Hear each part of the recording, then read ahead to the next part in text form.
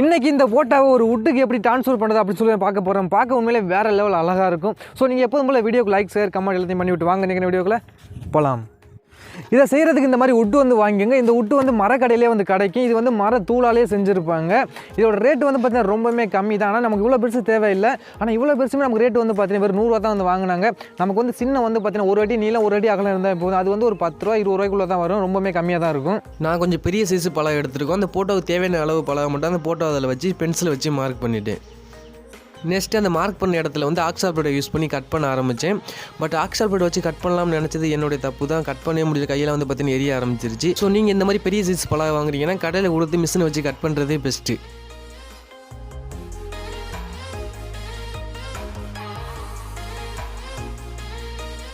அவ்வளோதான், ஒரு அடி நீளம் ஒரு அடி அகலம் வந்து சூப்பராக வந்து கட் பண்ணியாச்சு. இனி நம்மளுடைய ஃபோட்டோ வந்து இந்த வுட்டுக்கு வந்து ட்ரான்ஸ்ஃபர் பண்ணுற ஒர்க்கு தான். இனி அதுக்கு முன்னாடி இந்த ஃபோட்டோ டீட்டெயில் உங்களுக்கு சொல்லவே இல்லை. இந்த ஃபோட்டோ வந்து பார்த்தீங்கன்னா கலர் ஜெராக்ஸ் தான். நார்மலாக நம்ம ஜெராக்ஸ் கடையை போய்ட்டு கலர் ஜெராக்ஸ் போட்டு தாங்கன்னா போட்டு தருவாங்க. அண்ட் வந்து பார்த்தீங்கன்னா இந்த ஃபோட்டோ வந்து உங்களுடைய மொபைலில் வந்து எடிட்டிங் போனீங்கன்னா ஃபோட்டோ எடிட்டிங் போனீங்கன்னா அதில் வந்து ஃப்ளிப்புங்கிற ஆப்ஷன் இருக்கும். அந்த ஃப்ளிப் பண்ணி ஃபோட்டோ வந்து ரொட்டேட் இந்த போஸ்ட் திருப்பி வந்து பார்த்தீங்கன்னா கலர் ஜெராக்ஸ் இருந்து எடுங்க. அப்போ தான் இன்னும் பெஸ்ட்டாக இருக்கும். இப்போ என்ன பண்ண போகிறேன்னா நம்ம கட் பண்ணி எடுத்த சின்ன சைஸ் வுட்டில் சேண்ட் பேப்பரை யூஸ் பண்ணி தேய்க்க போகிறேன். இது எதுக்கு தேய்க்கிறோம், நம்ம அது மேலே ஒட்ட போகிற பெபிக்கால் வந்து சூப்பராக வந்து பிடிக்கும், அதனால தான். ஸோ இது தேய்க்கும் போது இத்தி கூட கேப் இல்லாமல் எல்லா இடத்துலையும் வந்து பார்த்தீங்கன்னா பயங்கரமாக தேய்ச்சி எடுத்துருங்க. தேய்ச்சி முடிச்சோன்னா நம்மளோட பெபிக்காலை வந்து பார்த்தீங்கன்னா அதில் வந்து அப்ளை பண்ணணும்.